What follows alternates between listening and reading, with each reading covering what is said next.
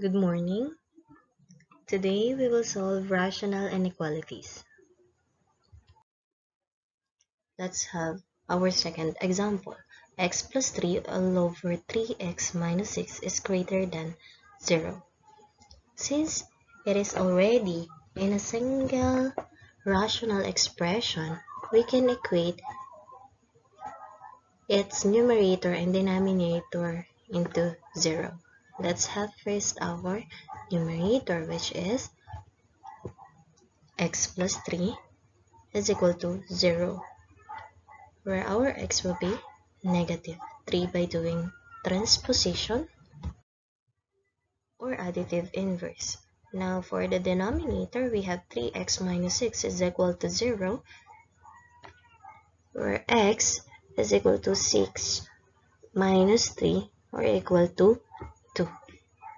We will now substitute our critical values, which are negative 3 and 2, to our inequality so that we can know kung ano ba yung kasamang endpoint sa solution. Again, we plot our critical values. So when x is equal to negative 3, we will have negative 3 plus 3 all over 3 times the quantity negative 3 minus 6 is greater than 0. So 0, by simplification, for simplifying the inequality, we will have 0 all over negative 9 minus 6 is greater than or equal to 0. And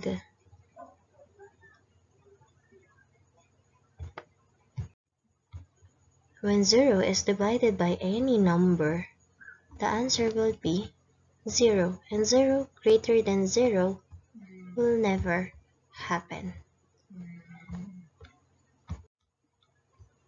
Meaning our negative 3 is not included in the solution.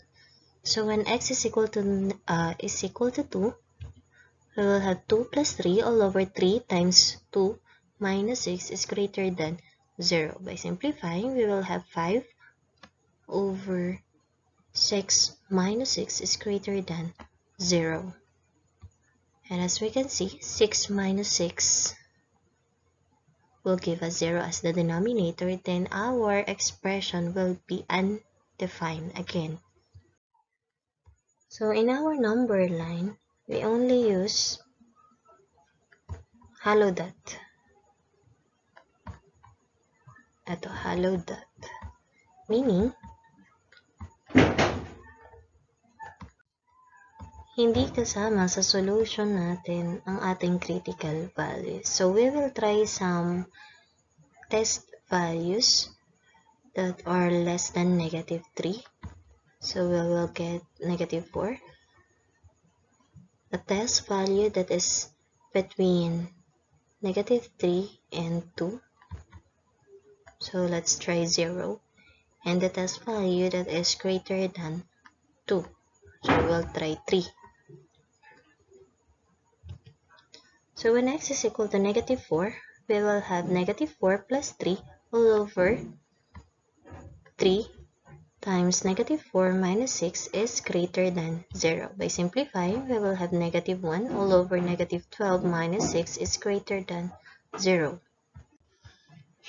Simplify it again, we will have negative 1 all over negative 1 over negative 18 is greater than 0. And since pag nag-divide tayo na magkapareha ang sign, magiging positive, the final answer will be 1 over 18 is greater than 0. And this is correct, meaning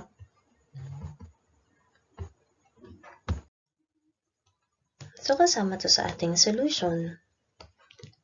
So next, we will try x is equal to 0. By substitution, 0 plus 3 all over 3 times 0 minus 6 is greater than 0. By simplifying, we will get 3 over negative 6 is greater than 0. And that would be negative 1/2 is greater than 0. And this is not correct. since negative 1/2 is less than 0. Lastly, we will try x is equal to 3. By substitution, we will have 3 plus 3 all over 3 times 3 minus 6 is greater than or equal to 0. Simplify it. 6 over 9 minus 6 is greater than 0. And we will have 6 over 3 is greater than 0, which is 2 greater than 0. And this is correct.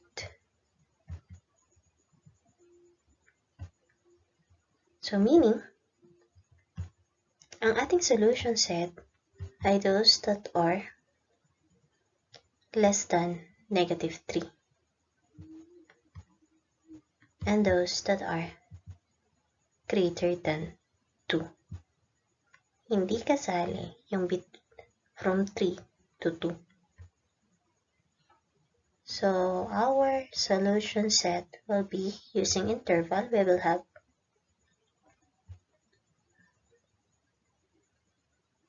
open interval, negative infinity, comma, negative 3. Union with open interval, 2, comma, infinity. So, bakit po open interval? Hindi po kasi kasali si negative 3. At hindi rin kasali si 2. Eh, bakit po yun? So, diba, sa Venn diagram natin, pag sinabing union ay pinagsasama. So, meaning, union ng dalawa, lahat ng mababa sa negative 3 plus lahat ng mataas sa negative 2 ang ating solution set. So, using set notation, we will have x such that x is less than negative 3 and x is greater than 2. So, pwede rin naman na ganito yung itsura ng set notation natin. X such that x is greater than 2 but less than negative 3. Sorry, this should be negative